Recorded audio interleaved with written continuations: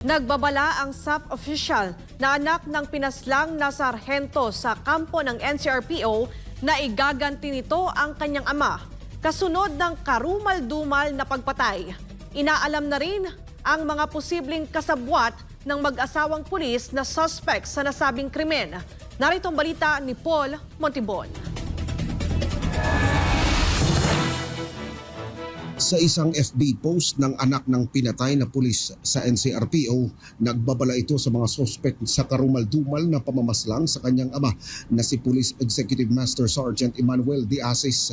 Ayon sa anak na isa ring pulis, gagamitin raw nito ang kanyang nalalaman bilang isang Special Action Force member para tugisin ang iba pang sangkot o mga taong nasa likod ng pamamaslang na nauwi sa pagpipira-piraso sa katawan ng biktima. Payo ngayon ng PNP sa anak ni D. Asis. You have to understand yung emotions ng anak ko dahil sabi ko nga, malaman mo na pinatay yung tatay mo at hindi lang basta pinatay, ay pinagputol-putol pa yung katawan, nilibing pa, so talagang masakit. But you have to understand, but may mga interventions naman tayong ginagawa.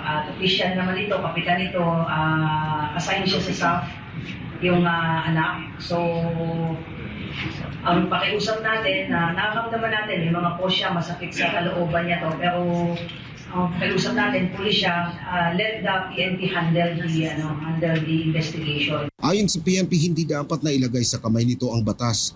Tiniyak ng PNP na gagawin naman nila ang lahat para maibigay ang hustisya sa pamilya ni D. Asis, kasabay ng pangako na hindi nila palalagpasin ang nangyaring krimen. Kung meron siyang maitutulong, sinasabi niya na train siya, tulungan niya siya mabigyan hustisya. Hindi niya po pwedeng ilagay yung batas sa sarili niyang kamay. Alam natin na masakit ito sa kanya, sa pamilya. But then again, the PNP would like to assure the family of the dead policeman na we will give justice to their family. At hindi natin ito tolerate itong nangyari na ito. Kaugnay rito, sinisilip rin sa investigasyon ang posibleng iba pang individual na naging kasangkapan sa pamamaslang hanggang sa mailibing ang biktimang pulis.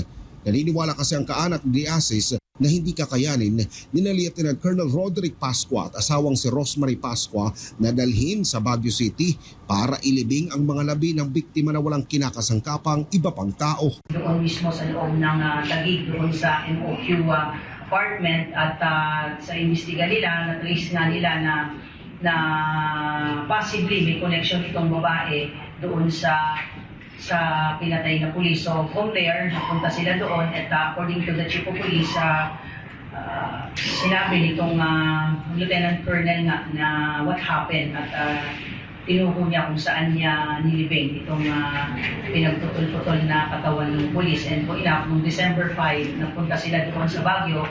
They traveled to Baguio at doon nga nahukay. So titingnan natin kung maliban sa kanila ay meron pa bang ibang tumulong. Sa ngayon, nananatili ring palaisipan sa PNP na walang ni isa man lang sa tauhan ng NCRPO ang nakapansin sa pamamaril sa loob ng kampo.